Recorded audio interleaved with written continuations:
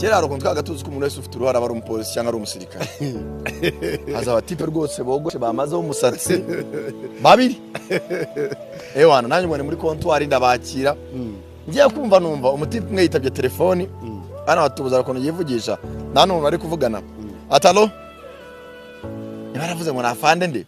ngo ndavuze ngo mwe perime nona ndavuze mwe perime nona no bihurira no kuno grand frère iyo tugane bambwira ati umusore Kigali umusirimu agomba kuba afite agaperime niyo aba nta modoka agira so ati numvise bavuze ngo bamwe perime mbanabaje afande umutanga perime batiye gwangwana tutanga perime atsura ishaka nafande se koko na bushobozi ntaki nago nyibonye nago nayanga atsufita ngaye ubwo rugiye kuyigura banza wumve nyine nyirumva mutubuza ariko nahita agufatirana batse ufita ngaye nako so ndabaza nangaye adambwa ati 1500 perime mugaye tuyibona Shafande rwose nibyavamo ndebe cyo gihe naye mfite 30 kuri Tigo Cash batse ufita ngahe man amafaranga yangana ni nyafite aho ngaho pe twaye twacuruje amafaranga menshi ko mutima mwiza bati musore none se ushaka perime uri se urayishaka uze kufita ngahe wanza wumve nyine ubwo nari mfite tarane zanjye bavuze se 500 bitarumva nibyanavamo nibyanahu ewana baramase perime urayishaka kuri seri ndabwa afande nayemera ntabwo nabyanga ariko nta mafaranga mfite pe bati rero ikintu gisabwa ni kimwe ati n'undi mukuru wawe ntabwo yabyanga kutunga perime fata muri ayo mafaranga ya mukuru wawe utwishyure tukuzanire perime none ari inanga narazi ko perime ibyo kuyikorera ntazi ngo ni ibi naranatwaraho n'imodoka pe ku mutima mwiza nabwiye ntago byabaho bana natinyaga yanga ntashobora no gukora no kwijana riki ati fata amafaranga ya mukuru wawe ukora iki utwishyure perime nawe nayibona nawe araza kwishima ko hari ikintu wagezeho kiterambere ndambwa afande nibyakunda ati we no gutera imbere bizakuvuna we nta bwenge bari bajye barangasa umwe akavugira undi akavugira n'ubwara no gucangayikirwa barambwa ati wabona ngaira ndabireba nebeka ko mfite 30 kuri phone ati wabona ngaye inafande ntababeshye imbere n'inyungu yaravuze ni sara nikanzivuge bijye nuko byagagiye inafande nababeshye ndabyibuka nkiseka ati nababeshye amafaranga yanyuma nabona yanyuma nanjye afite kuri Tigo Cash ni 30 nana kurata bigira ngo bakugira impuwe ati yo umwana maze ashaka perime umwana ashaka iterambere pe umwana akadufe kumufasha nese wanyu ni ati wacu ni mwana ahamba babwira ibije n'ibiki ewana ati yo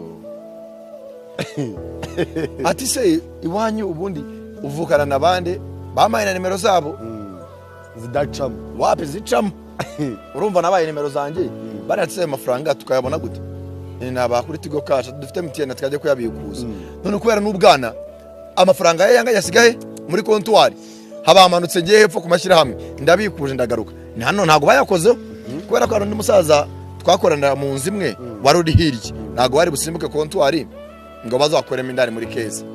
umusa ndagera ndabikuza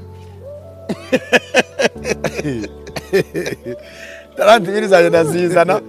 ndayabahaye ku mutima mwiza ewana batiyo shatarabona ushaka iterambere kandi wa mwana uzatera imbere ngukuntu tukubona ati noneho akira nimero zacu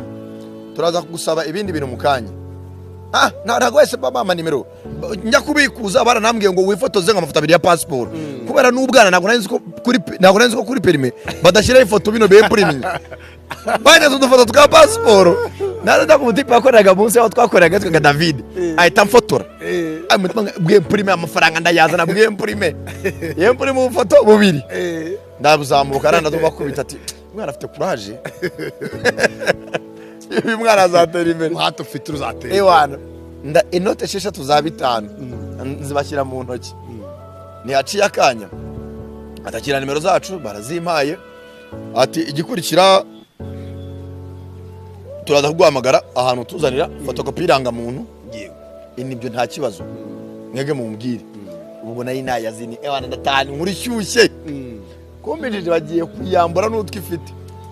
bongeye kumamagara aciye nk'iminota 30 urabona hano Rwandex mwikorosa mwauze Mount Kenya sinzi n'ibigihari ariko ndetse karavuye hano mwikorosa house Mount Kenya babaramagaye bati musore